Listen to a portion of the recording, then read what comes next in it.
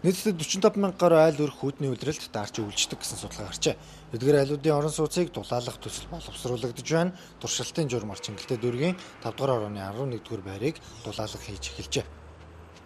Монголын аж ахуй нэгжүүд хамтраад бас энэ материал нь хамгийн гол нь дулаалгын материал нь тохирж байгаа бол тэгэл Монголын бүх компаниуд хувийн аж ахуй нэгжүүд ороод энэ хуучин орон сууцны дулаалгах ажилд бол оролцож болно. Эхний ээлжийн байрны дулаалгыг хятад барилгын компани өөрсдөө хөрөнгөөр дулаалж байгаа. Гадна хананд 10 мм-ийн зузаантай шатдаггүй хөөсөндрөөр дулаалж өнгөлнө. Түншлэн цонх тахтыг дулаан алддаггүй вакуум цонхоор сольж бүх фарыг шинээр солих юм байна. Одоогоор зөвхөн гаднах өнгөлгөө хийсэн байгаа ч үр дүн нь сайн байгааг иргэд хэлж байна.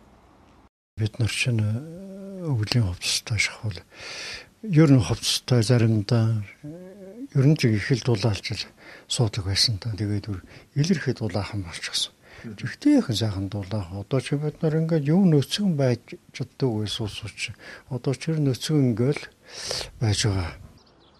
Иргэдийн хувьд сэтгэл хангалуун байгаа. Түнчлэн гадаад өнгө зэмжин сайжирчээ. Хэрэв хуучны барилгуудыг дулаалгах төсөл хэрэгжиж эхлэвэл туршилтанд орж байгаа хятад барилгын компани барилгын материалын үйлдвэрээ Монголд нээнэ. Дулаалга хийлгсэн айлууд сард 7,000 төгрөгийн төлбөрийг 15 жилийн хугацаатай төлнө гэсэн урьдчилан дүгнэлтийг албаныхан өгч байна. Тэгэхээр нэг гал 1 сая 260 мянган төгрөгөөр сууцандаа дулаалга хийлгэх боломжтой гэсэн үг.